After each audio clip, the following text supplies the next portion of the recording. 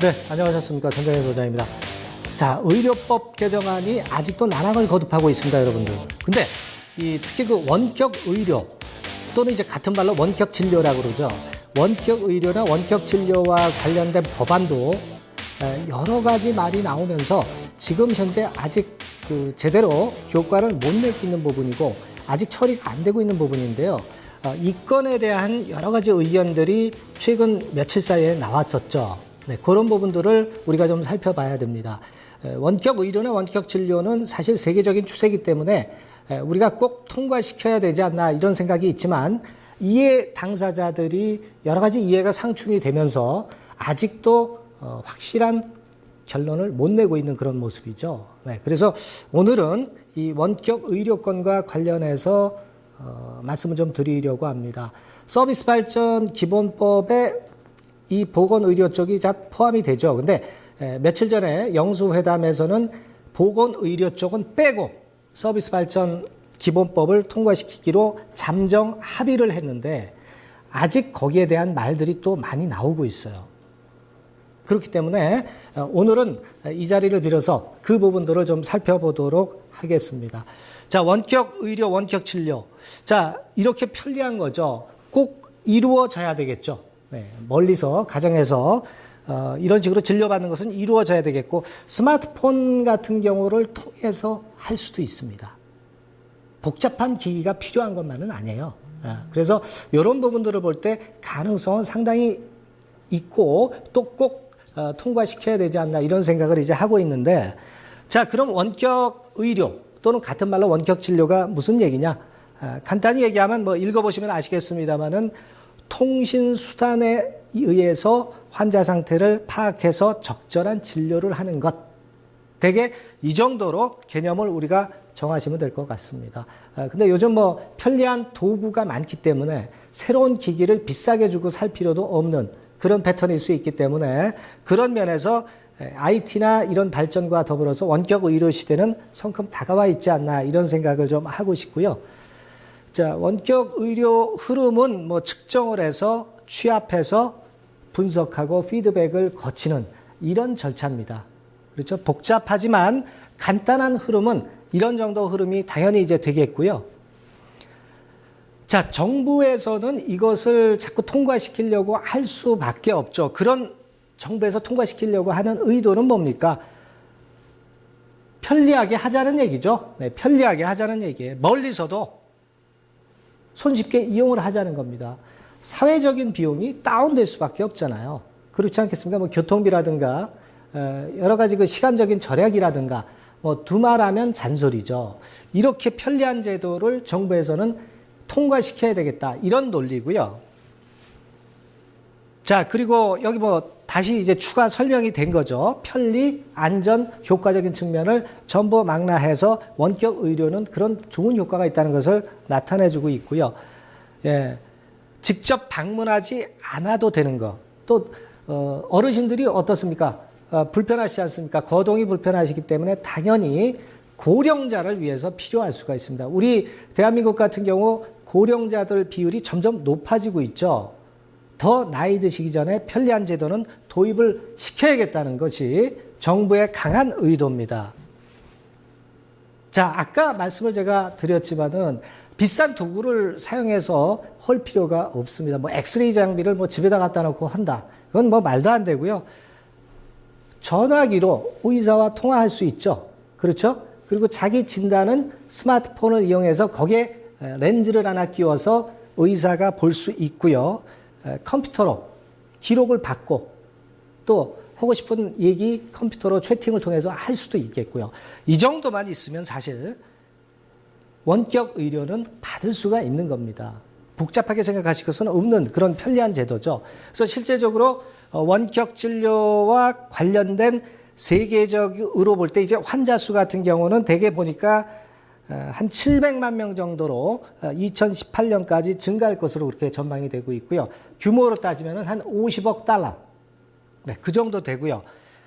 의료 규제를 완화했을 때 기대 효과는 이건 이제 대한민국 경우 같은데요. 대개 2조에서 10조 정도로 크게 늘어납니다. 예. 그리고 일자리 같은 경우도 3만 명에서 한 30만 명으로 늘어나게 돼요. 사실 일자리 측면에서는 서로 입장이 틀리죠. 반대하는 측에서는 어떻게 일자리가 늘어나겠느냐. 일자리는 기존에 있던 분들 일자리 잃게 되는 거 아니냐. 그렇게 얘기를 하지만 사실 일자리는 늘어날 수가 있습니다. 새로운 소프트웨어라든가 의료기기 종사자들, 새로운 일거리가 다시 나오면서 그것이 유효 수요를 창조하는 거죠. 그래서 일자리를 점점 더 많이 증가하게 할 수 있는 그런 부분이라고 정부는 주장을 하는 겁니다. 상충이 되지만 이런 부분들이고요. 자, 근데 반대론자들 입장에서는 오래전에 노한규 의협 회장이 골기대회 중 자해 소동도 있었죠. 엄청나게 반대합니다. 골자는 뭡니까? 동네 위원들이 죽는다 이런 얘기입니다. 대형 병원으로 원격 의료를 받을 수밖에 없다는 얘기죠. 정부에서는 동네 의원 살려주는 것을 중점적으로 추진하겠다 이렇게 주장하고 있는데도 못 믿겠다는 거죠. 그런 부분에 상충 마이너스 요인이 좀 있는 거고요. 그리고 사실 이거는 말이죠. 그 일반 병원들의 그 인턴들 있죠. 인턴들이 내과를 지원하는 그 현황을 얼마 전에 이제 조사한 결과입니다. 다 미달이에요, 미달. 정원에 미달되고 있다는 겁니다. 그만큼 동네 의원들이 어려운 결과를 당할 것을 알고 미리 이렇게 지원이 미달되는 게 아니냐 이런 생각을 할 수도 있는 겁니다. 반대론자들은 이런 것들을 근거로 내세우고 있는 거죠. 그래서 사실 우리가 간단히 정리를 해보면 찬성 쪽은 사회적 비용 절감이라든가 신규 시장 일자리가 늘어난다고 보는 거고, 근데 반대하는 쪽에서는 일자리는 오히려 줄어들지 않느냐 그렇게 보고 있는 건데요. 제가 볼 때는 일자리 측면에서는 늘어날 소지도 좀 있지 않겠나 그런 생각을 좀 해보고요. 반대론자 입장에서는 오진과 책임이 불명확하다는 건 이런 건들을 내세우고 있고, 고령화 때문에 결국은 원격 진료 도입해야 되는 거 아니냐. 동네 의원 중심으로 명확한 도움이 될 수 있는 규정을 세워놓겠다는 게 정부의 의도고요. 세계적인 추세는 원격 진료가 증가하는 추세입니다. 이런 것들을 주장하는 게 정부의 입장입니다. 반대론자 입장에서는 보안상 리스크가 있을 수 있다. 근데 사실 보안상 리스크는 어떤 분야든, 뭐 핀테크도 보안상 리스크가 있지 않습니까?